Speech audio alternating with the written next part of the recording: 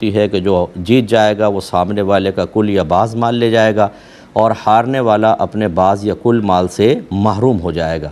جبکہ دیکھ لیں بیٹیوں کی شادی میں تو ایسا تو نہیں ہوتا کہ محروم ہو گیا، بچے کی شادی ہوتی ہے، نفع ہوتا ہے، داماد ملتا ہے، اور اگر لڑکا ہوتا ہے تو اس کو ایک بیوی حاصل ہوتی ہے، دو خاندان ملتے ہیں، تو کسی بھی لحاظ سے مشابہت نہیں۔ یہ بالکل ایسی ہی مشابہت ہو سکتی ہے جیسے میں کہوں کہ اس گلاس میں اور کتے میں کوئی فرق نہیں ہے، ایک جیسے ہیں۔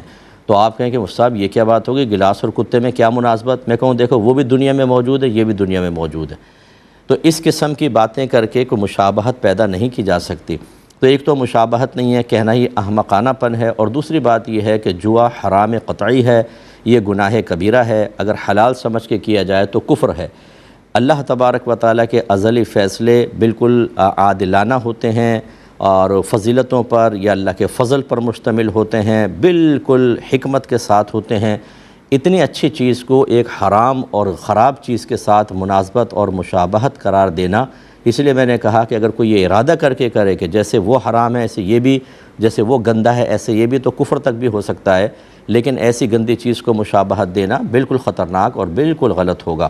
اس کو صرف سمجھانے کے لیے عرض کر رہا ہوں کہ کوئی یہ کہے کہ انسان میں اور کتے میں کوئی فرق نہیں ہے، کوئی کہے بھئی یہ کیا بات ہوگی، تو آپ کہیں دیکھیں اس کی دو آنکھیں، تمہاری بھی دو آنکھیں، اس کے پیر تمہارے بھی پیر، وہ بھی کھاتا ہے تم بھی کھاتے ہو، وہ سوتا ہے وہ سوتا ہے، تو کتے میں اور اس میں کوئی فرق نہ ہوا۔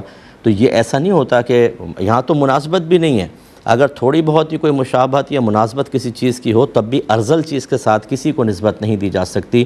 کسی اعلیٰ چیز کو کسی ادنیٰ چیز کے ساتھ نسبت دیں گے تو بے ادبی ہے، برا ہوتا ہے۔ اس لیے ایسے شخص کو چاہیے کہ وہ اللہ تعالیٰ کی بارگاہ میں توبہ کرے اور آئندہ اس قسم کے جملے محاورتاً بھی استعمال کرنے کی شرعاً اجازت نہیں ہوتی ہے۔ ایسی کسی نے کہا کہ قسمت کی دیوی کاش مجھ پر بھی مہربان ہو جائے، یہ کہنا کیسا ہے؟ یہ بھی بالکل غلط ہے۔ دیکھیں یہ ہمارے ہاں صرف ایک خدا کا تصور ہے، لا الہ الا اللہ، نہیں ہے کوئی معبود، صرف اللہ تعالیٰ، سوائے اللہ کے کوئی معبود نہیں ہے۔ اور ہمارے ہاں اللہ تعالیٰ جو ہے اس کے ساتھ جنس کو وابستہ نہیں کر سکتے کہ وہ مذکر ہے یا مؤنث ہے، یہ انسانوں کے لیے ہوتا ہے۔ اللہ تبارک و تعالیٰ اس سے پاک و صاف ہے، اگرچہ اللہ تعالیٰ کے لیے قرآن میں جتنے بھی الفاظ استعمال ہوئے وہ مذکر کے استعمال ہوئے، لیکن یہ تذکیر و تانیث یہ ہماری مخلوق کے لیے اس کے عوارضات میں ہے، اللہ تعالیٰ اس سے پاک و صاف ہے۔ تو لہٰذا معلوم یہ ہوا کہ ایک تو خدا واحد ہے، یہاں پر جو دیوی دیوتاؤں کا تصور رکھتے ہیں وہ ایک سے زیادہ خدا کا تصور رکھتے ہیں۔ پھر ہمارے ہاں عورت کا نبی ہونے کا تصور نہیں چاہے جائے کہ عورت کو خدا مان کے اس کو دیوی کہا جائے، تو لہٰذا یہ بھی ایک کافرانہ اور بالکل کفریہ خیالات کا ایک نتیجہ ہو سکتا ہے کہ جی قسمت کی دیوی۔ قسمت میں نے ابھی آپ کو بتایا اللہ تبارک و تعالیٰ کے ازلی فیصلے کا نام ہے، یہ کسی دیوی یا دیوتا کا نام تو نہیں ہے۔ تو اس لیے اس میں بھی چونکہ مشابہت بالکل غلط ہے، محاورہ ایک کفر پر مشتمل ہے، اس میں تو خاص یہ کہا جائے گا کہ کہنے والے کو چاہیے کہ اللہ کی بارگاہ میں توبہ کرے اور احتیاطاً تجدید ایمان اور تجدید نکاح بھی کرے، اور ایسے لوگ اگر باز نہ آئیں تو آپ ان سے قطع تعلق کرنے کی کوشش کریں۔ ایک بھائی نے پوچھا کہ تمام تر سہولیات کے موجود ہونے کے باوجود بعض لوگ پیدل حج کر رہے ہیں، کوئی دھاگے سے قرآن پاک لکھ کر ایک کارنامہ سر انجام دینے کی کوشش کر رہا ہے، کیا یہ وقت کو ضائع کرنا نہیں ہے اور خود کو تکلیف میں ڈالنا نہیں ہے؟ کیا حکم شرع ہوگا؟ جی بالکل میں آپ کی تائید کروں گا۔ دیکھیں بہت سی چیزیں ایسی ہوتی ہیں کہ شاید آپ ہماری بات پوری سنے بغیر از خود جب فیصلہ کریں تو بولے بہت اچھا ہے، لیکن ہم آپ کو سمجھاتے ہیں۔ پہلی بات تو یہ کہ جب تمام تر سہولیات موجود ہیں آپ کے پاس تو آپ آرام سے جائیں، حج کریں، جہازوں میں جائیں اور سفر وغیرہ اپنا جو آسانی کے ساتھ ہے وہ کریں، اس سے آپ کا وقت بچتا ہے، باقی ٹائم آ کر اللہ تعالیٰ کی عبادات میں صرف کریں، اور اس میں اخلاص کو قائم رکھنا بہت حد تک ممکن ہو سکتا ہے۔ جبکہ پیدل حج کے اندر ہم نے دیکھا ہے کہ جس شخص نے کبھی باطنی گناہوں کے بارے میں نہ پڑھا ہو، اگر چاہیں تو امتحان لے لیں، اس سے پوچھیں کہ ریا کسے کہتے ہیں، اس کی لغوی تعریف کیا ہے، شرعی تعریف کیا ہے، ریائے مخلوط کیا ہے، ریائے غیر مخلوط کیا ہے، جو ریاکاری کرے گا اس کا آخرت میں انجام کیا ہے، اس کو صفر بھی پتہ نہیں ہوگا۔ ایسے حضرات جب یہ پیدل سفر حج پر جاتے ہیں تو ریاکاری سے بچنا اور شیطان کے بہکاوے سے محفوظ رہنا پاسبل ہی نہیں ہوتا۔ جس سٹی سے گزرتے ہیں وہاں لوگ تحفے دے رہے ہیں، تحائف دے رہے ہیں، فوٹو کھینچ رہے ہیں، اپنا کارنامہ بیان کر رہے ہیں کہ جی میں عبادت کے لیے جا رہا ہوں، حالانکہ نبی کریم صلی اللہ علیہ وسلم نے سب سے افضل صدقہ وہ قرار دیا کہ اس طرح چپ چاپ دینا کہ سیدھا ہاتھ دے تو الٹے ہاتھ کو خبر نہ ہو، حتی الامکان اپنی چیز کو عبادات کو پوشیدہ رکھیں، یہ ڈنکے بجا کر، اور پھر وہ حظ نفس ہر جگہ استقبال، اور دیگر لوگ بھی پھر یہی اپنی تمنا رکھتے ہیں کہ ہمیں بھی کوئی ایسی عبادت کا موقع مل جائے جس میں ہماری واہ واہ ہو، ہماری فوٹو کھنچ جائے، ہمارے بارے میں ہمارے کارنامے بیان ہوں۔ یہ تو میدان محشر میں پہنچنے دیں، میں کوئی حکم تو نہیں لگاتا کہ اللہ ہی بہتر جانتا ہے کیا ہوگا، لیکن جو ظاہر قرآن ظاہر حدیث کے مطابق ہے، یہ شخص وہاں جا کر ایسے لوگ بہت زیادہ شرمندہ ہوں گے، کیونکہ انہوں نے اپنے حج کو بیچا ہے، انہوں نے ریاکاریاں کی ہیں، اپنے حج کا کرنے سے پہلے اتنا بینیفٹ اور بدلہ لے لیا ہے کہ آخرت میں شاید ان کو کچھ بھی نہ ملے، اس لیے بالکل مناسب نہیں ہے۔ اسی طریقے سے یاد رکھیں کہ قرآن کو مختلف اس طرح طریقے سے لکھنا کہ دیکھنے والے صرف دیکھیں، واہ واہ کریں، انعام دیں، ایوارڈ مل جائیں، تاریخ میں نام آ جائے، اور وہ قرآن پڑھا نہ جائے، یہ سخت مکروہ ہے۔ علماء نے فرمایا اتنا چھوٹا قرآن چھاپنا کہ وہ پڑھا ہی نہ جائے، یہ سخت مکروہ ہے۔ اسی طریقے سے اس طرح ڈیزائن کر کے آیات لکھنا کہ سمجھ نہیں آ رہا کون سی آیت ہے، لیکن کلر کمبینیشن ایسا ہے، لکھنے میں ذرا خوبصورت لگا تو جی واہ کیا شاہکار ہے۔ قرآن پاک شاہکار بنانے کے لیے نہیں دیا گیا، قرآن پڑھنے کے لیے دیا گیا ہے، ہدایت حاصل کرنے کے لیے دیا گیا۔ جب ہم قرآن کو ماذ اللہ ثم ماذ اللہ ایک ڈیکوریشن پیس بنا دیں گے، صرف ہم اس کو ایک تماشے کی طرح بنا دیں گے، تبھی ہم مسلمانوں کے لیے ذلت اور رسوائی ہے پوری دنیا میں کہ جس طریقے سے قرآن سے کم حقوق فیض حاصل کرنا چاہیے وہ چھوڑ دیا، اپنی مرضی کی چیزیں ایجاد کر کے اور اس سے دنیاوی بینیفٹس لے کر ہم نے قرآن کی روح کو ختم کر دیا۔ آج ہمارا حشر سامنے ہے۔ تو یہ دھاگے سے قرآن لکھنا، بہت ہی باریک قرآن لکھنا، بہت ہی بڑا قرآن لکھنا کوئی کمال نہیں ہے۔ اصل یہ ہے کہ اس انداز سے آپ کام کریں کہ لوگ قرآن کے قریب آ کے اس کو پڑھیں، ان کو ہدایت ملے، یہ ہے اصل چیز۔ ان چیزوں کا آخرت میں کوئی بینیفٹ نہیں۔ اگر دھاگے سے پورا قرآن لکھ دیا تو لائیں کوئی قرآن یا حدیث کی کوئی آیت کہ جی آخر میں آپ کو آخرت میں بہت بڑا انعام ملے گا، بالکل کوئی انعام نہیں ہے۔ یہ صرف ایک مباح کام ہے، نیکی بھی نہیں کہہ سکتے اس کو، تو مباح کام ہے۔ اور اس میں اگر ریاکاری ہو، اداکاری ہو، اگر بینیفٹ حاصل کرنا ہو، اپنے نام کی واہ واہ، نام و نمود اور تاریخ میں نام لکھوانا یہ اصل مقصود ہو تو پھر تو بھول جائیں کہ آخرت میں کچھ ملے گا۔ اللہ تعالیٰ سمجھنے کی توفیق عطا فرمائے۔ ایک کالر ہمارے ساتھ ہیں۔ السلام علیکم۔ السلام علیکم۔ جی بہن، وعلیکم السلام۔ جی، میرا پہلا کوشچن یہ ہے کہ انشاءاللہ تعالی ہم لوگ اس سال حج پہ جا رہے ہیں، جی۔ تو وہاں پہ جو قربانی ہوتی ہے کیا وہ عید الاضحیٰ کی سنا ہے کہ میں نے نہیں ہوتی، تو کیا ہمیں عید الاضحیٰ کی قربانی کے لیے الگ سے کسی کو کہہ کے یا پیسے دے کے جانا ہوگا؟ جی میں بتاؤں۔ اور میرا دوسرا سوال یہ ہے کہ کچھ سال پہلے ہم نے کسی سے اب ایک جگہ کرائے پہ لی تھی، لائک ان کے گھر کا ایک حصہ، تو اس وقت ہمارا گھر بن رہا تھا۔ اس کے بعد پھر ہم نے 2 مہینے کے لیے کہا تھا، لیکن ہمارا گھر 15 دن پہلے ہی بن گیا 2 مہینے سے، تو ہم نے ان کو پھر جتنے دن ہم رہے اس کا ہم نے ان کو کرایہ دیا نا۔ تو اس سلسلے میں مجھے بتا دیجیے کہ کیا مجھے ان کے ساتھ جو کمٹمنٹ کی تھی اس کا پورا کرایہ دینا چاہیے تھا یا نہیں، جبکہ ہم وہاں رہے بھی نہیں نا۔ جی تو یہ مجھے بس پوچھ۔ ٹھیک ہے، میں عرض کرتا ہوں۔ ایک اور کالر ہیں۔ السلام علیکم۔ السلام علیکم۔ چلیں آپ آپس میں بات کر لیں، پھر انشاءاللہ آپ کی بھی سن لیں گے۔ ایک مختصر سا بریک لیں گے، ہمیں یقین ہے آپ ہمارے ساتھ ہی رہیں گے۔ بسم اللہ الرحمن الرحیم۔ ہماری بہن نے قربانی کے بارے میں پوچھا ہے کہ حاجی جو ہے اس پہ عید الاضحیٰ والی قربانی لازم ہے، کسی کو وکیل بنائیں یا نہ بنائیں، کیا مسئلہ ہے؟ دیکھیں، سب سے پہلے آپ حج جو آپ نے منتخب کیا ہے اس کو دیکھا جائے گا۔ اگر آپ نے حج اور عمرے کا ایک ساتھ احرام پہنا، اس کو حج قران کہتے ہیں۔ اگر پہلے آپ صرف عمرے کا احرام پہنیں گے، عمرہ کر کے اتار دیں گے، 8 ذوالحجہ کو پھر حج کا احرام پہنیں گے، اسے حج تمتع کہتے ہیں۔ اور ایک ہوتا ہے کہ صرف حج کا احرام ہوتا ہے، اس میں عمرہ بالکل بھی نہیں ہوتا، اسے حج افراد کہتے ہیں۔ پہلی بات تو یہ ہے کہ جو حاجی ہوتا ہے، اگر حج قران یا حج تمتع کر رہے ہیں تو آپ پر حج کے شکرانے کے طور پہ قربانی لازم ہوگی، لیکن حج افراد کرنے والے پر لازم نہیں ہوتی۔ یہ حج کی قربانی کی بھی میں نے ایک تفصیل عرض کر دی۔ باقی رہی عید الاضحیٰ والی، عید الاضحیٰ والی یہ دیکھا جائے گا کہ آپ شرعی طور پر قربانی کے 3 دنوں میں مسافر ہیں یا نہیں۔ اگر تو آپ نے مکے میں کم از کم 15 دن ٹھہرنے کی نیت کر لی اور پھر آپ مینا وغیرہ گئے ہیں، اب اس میں بھی اختلاف ہے کہ مینا، مزدلفہ اور عرفات کے ایام مکے کے قیام کے ایام میں ایڈ کیے جائیں گے یا ان کا الگ حساب ہوگا، ان کا الگ حساب ہوگا۔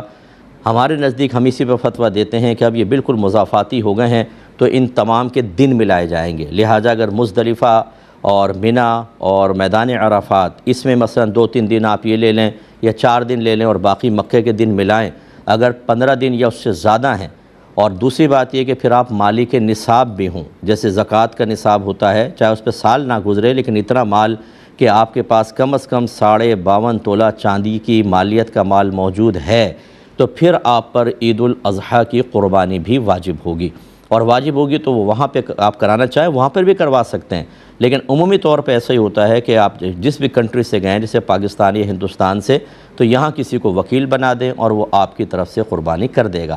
لیکن اگر آپ وہاں شرعی مسافر ہیں یا شرعی مسافر نہیں ہے، مقیمی ہو گئے ہیں، لیکن آپ کے پاس زیادہ مال نہیں ہے، بس حج کا ہی مال تھا اور آپ مالک نصاب نہیں ہیں، تو پھر عید الاضحیٰ والی قربانی واجب نہیں ہوگی۔ حج والی قربانی کی وہی تفصیل ہے جو میں نے پہلے آپ کو عرض کی ہے۔ یہ بہن نے فرمایا کہ ہم نے 2 ماہ کے لیے گھر کرائے پر لیا ایک پورشن، اور اپنا تاکہ ہم مکان بن جائے تو وہاں شفٹ ہو جائیں، لیکن 1.5 مہینے میں ہی ہم فارغ ہو گئے، تو ہم نے 1.5 مہینے کا کرایہ ان کو دیا، جبکہ کمٹمنٹ 2 ماہ کی تھی، تو کیا صحیح کیا یا نہیں؟ بہن آپ نے غلط کیا۔ جب آپ ایک کمٹمنٹ کر لیتے ہیں اور سامنے والا اپنی چیز آپ کو پرووائڈ کر دیتا ہے، اب یہ آپ کی ثوابدید پر ہے، آپ چاہے پورے 2 مہینے نہ رہتے پھر بھی آپ کو کرایہ دینا واجب تھا اس ایگریمنٹ کے مطابق۔ آپ اگر 15 دن پہلے نکل گئے، اس نے تو نہیں نکالا آپ کو، اس نے اپنی چیز بھی آپ کو فراہم کی ہے، لہٰذا وہ 15 دن کا کرایہ آپ ان کو دے دیں تاکہ آپ آخرت میں قابل گرفت نہ ہوں۔ ایک بھائی نے کویسچن کیا تھا کہ کہتے ہیں کہ کسی نے یوں کہا کہ زنا ایک قرض ہے، اگر کسی نے زنا کیا تو گھر سے کوئی عورت، بہن یا بیٹی وغیرہ اسے چکائے گی، کیا یہ صحیح ہے؟ بالکل غلط ہے۔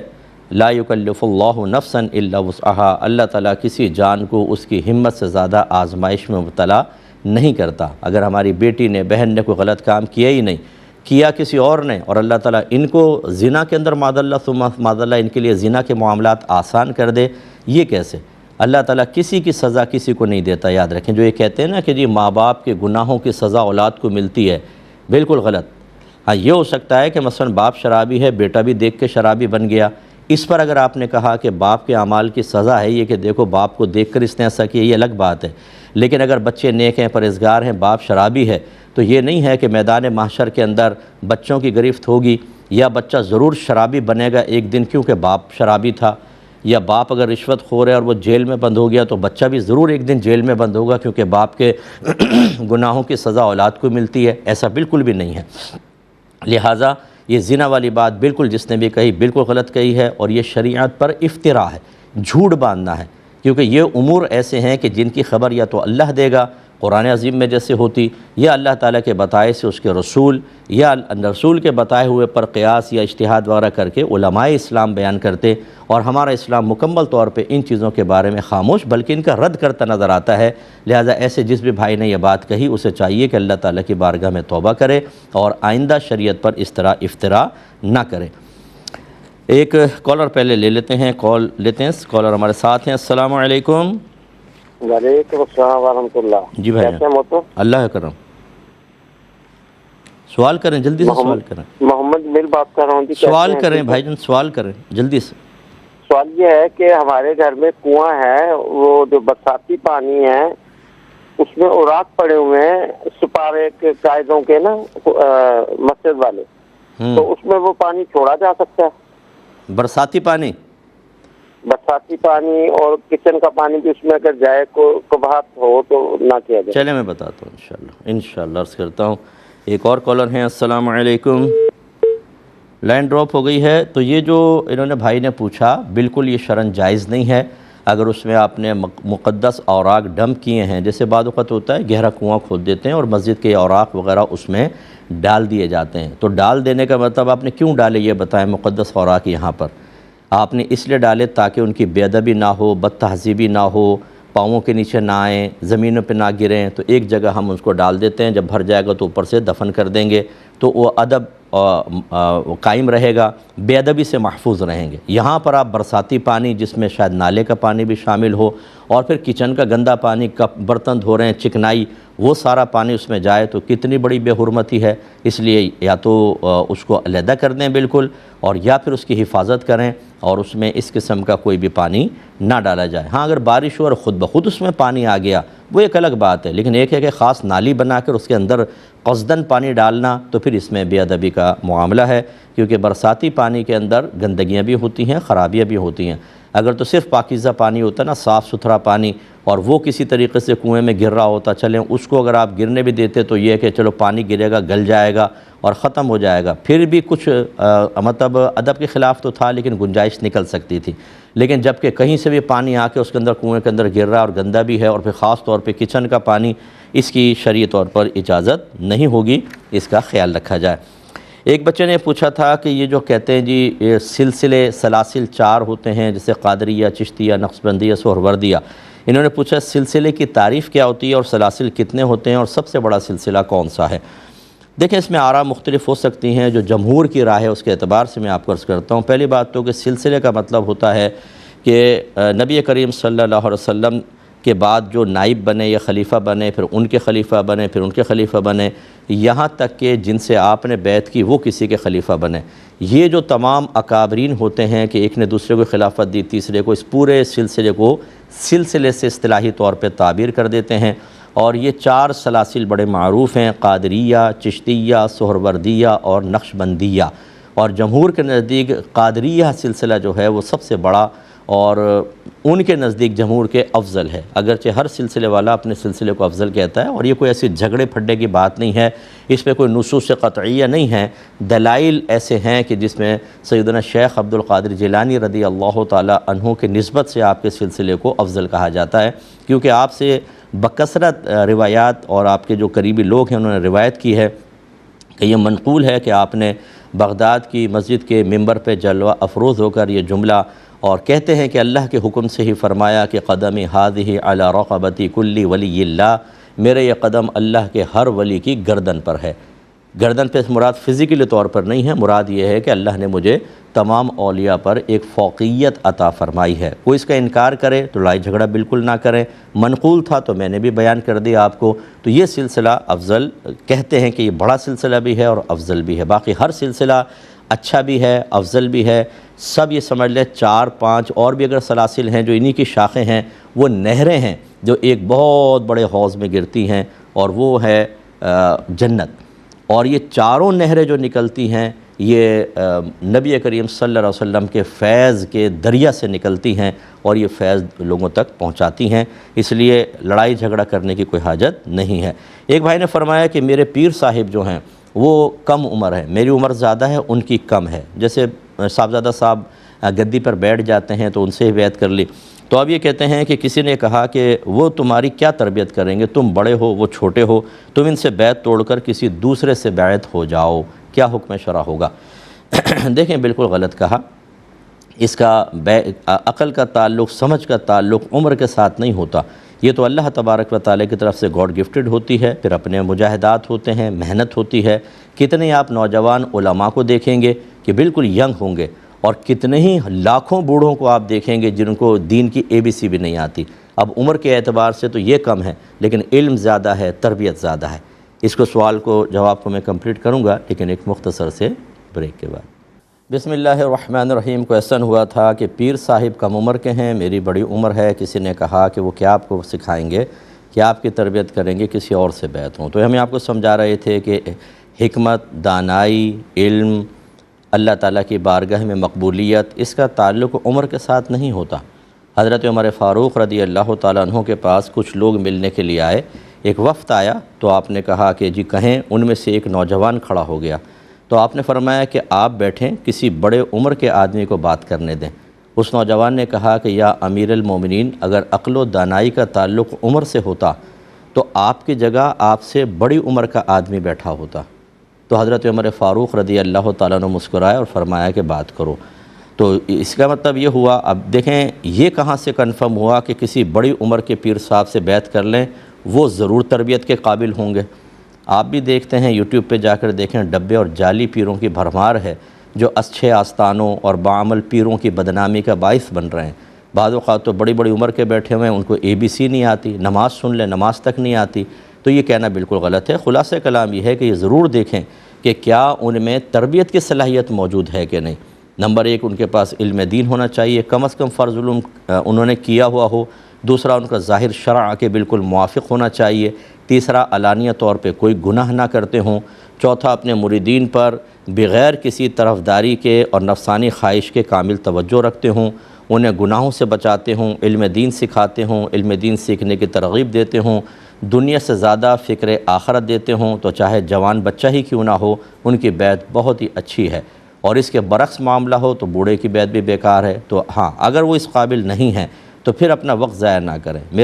میری درخواست ہے اس تمام لوگوں سے، میری کتاب قرب الہی لے لیں۔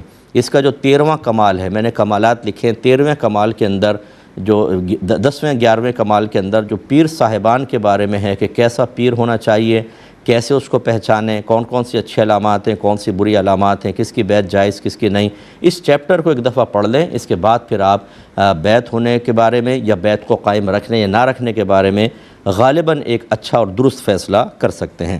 ایک بہن نے فرمایا کہ PRP سے علاج کروانا کیسا ہے، یعنی پلیٹلیٹس رچ پلازما۔ اس میں ہوتا کیا ہے، کہتے ہیں کہ یہ میڈیکل ٹریٹمنٹ ہے، اس میں مریض کے اپنے پلیٹلیٹس لیتے ہیں جو بلڈ سیل کی طرح ہوتے ہیں، اور انہیں انجیکشن کے ذریعے جسم کے کسی حصے میں لگاتے ہیں، انجیکٹ کرتے ہیں۔ یہ بال اگانے کے لیے بھی استعمال ہوتے ہیں اور اس کے علاوہ کئی اور بیماریوں میں بھی نافع ہوتے ہیں۔ تو خلاصہ کلام یہ ہے کہ اپنے اس طرح بلڈ سے کچھ چیزیں لے کر سیلز وغیرہ اور اس سے علاج کروانا کیا حیثیت رکھتا ہے۔ دیکھیں بلڈ ہمارے نزدیک نجاست غلیظہ ہے اور حرام ہے، اور اپنے اس طرح کی چیزیں علاج کے لیے استعمال نہیں کی جا سکتی۔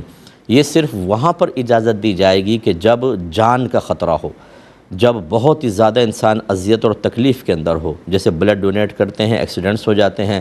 اب یہ حرام سے انتفاع تو جائز نہیں، اس طرح انسان کے جسمانی عضو سے انتفاع جائز نہیں، لیکن چونکہ سامنے والے کی جان بچنا اس پر ہی موقوف ہے، اس لیے وقتی طور پہ اس کی اجازت ہوگی۔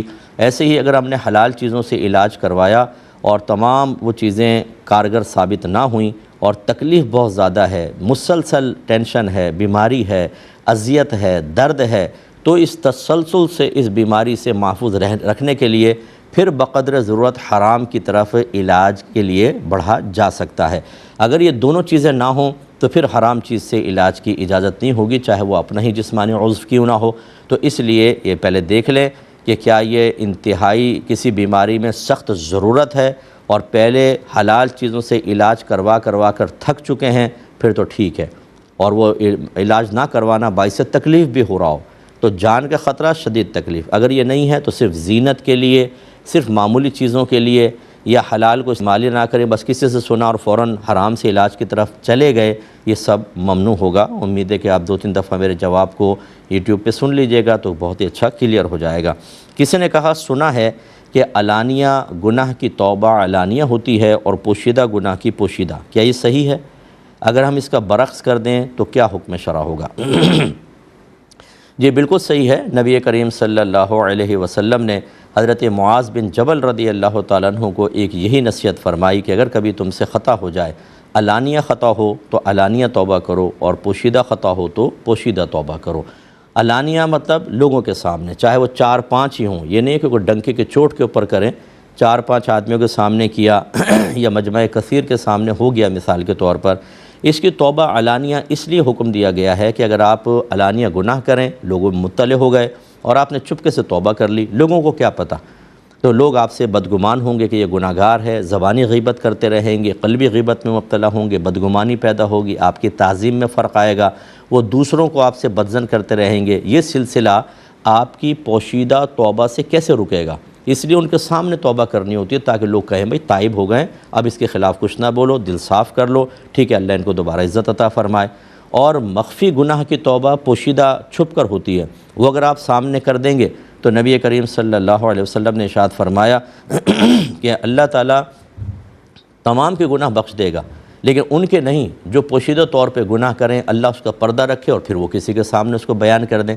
اس کا مطلب ہے اپنے گناہ کا اظہار ایک اور گناہ ہوتا ہے، تو مخفی گناہ کیا تھا کیوں بتا رہے ہیں کہ میں نے چھپ کے شراب پی تھی، میں نے زنا کیا تھا، میں نے فلاں غلط چیز دیکھی تھی یا سنی تھی؟ یہ اگر آپ کسی کے سامنے ظاہر کر دیں گے اور پھر کہیں گے اب میں توبہ کر رہا ہوں، یہ گناہ ہے، آپ نے تو ظاہر کر دیا یہی گناہ ہے، تو چپکے سے توبہ کرنی تھی۔ اب برعکس کے اندر آپ سمجھ گئے ہوں گے کہ الٹا اگر کر لیں، علانیہ توبہ کی چھپ کے کر لیں اور چھپ کے توبہ کی علانیہ کریں، تو یہی ساری خرابیاں سامنے آئیں گی جو میں آپ کی خدمت میں ذکر کر چکا ہوں، لہٰذا برعکس نہیں کیا جا سکتا۔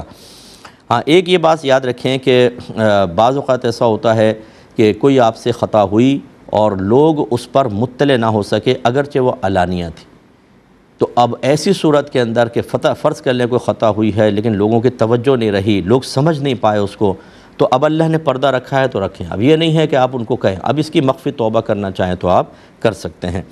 یہ کہتے ہیں کہ پیسے لے کر اتارا کرنا، جن اتارنا، استخارہ کرنا، مطلب اسے دھندا بنا لینا کیسا ہے؟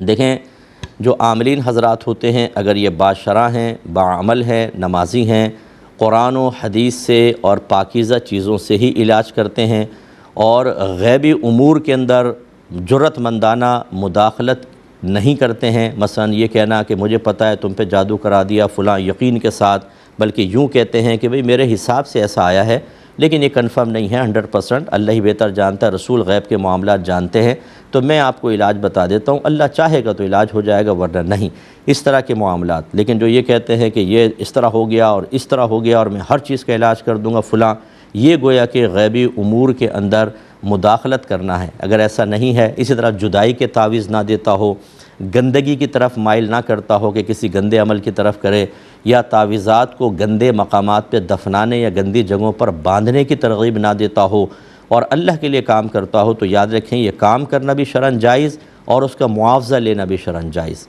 یہ صحیح سیاہ ستہ میں روایت موجود ہے، ایک صحابی کہتے ہیں کہ ہم سفر میں تھے تو ایک گاؤں کے پاس سے گزرے، عرف کے مطابق ان سے کہا کہ مہمان نوازی کرو، انہوں نے کہا ہم نہیں کرتے ہیں، ہم چل پڑے، کچھ دیر بعد اس کا ایک آدمی آیا اور اس نے کہا کہ ہمارے سردار کو بچھو نے ڈنگ مار دیا ہے، تم میں کوئی ایسا ہے جو دم کر سکتا ہو؟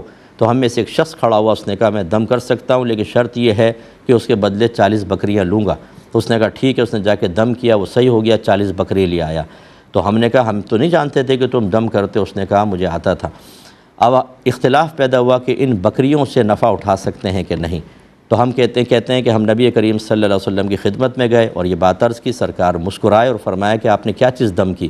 انہوں نے کہا میں نے الحمد شریف پڑھ کر پورے کامل یقین سے دم کی، اللہ نے اس کو شفا دے دی۔ ہم نے پھر پوچھا یا رسول اللہ ان بکری سے ہم کوئی استمتاع کر سکتے ہیں، انتفاع کر سکتے ہیں، نفع اٹھا سکتے ہیں؟ رحمت کونین صلی اللہ علیہ وسلم نے ارشاد فرمایا کہ ہاں، بلکہ اس میں میرا حصہ بھی رکھو۔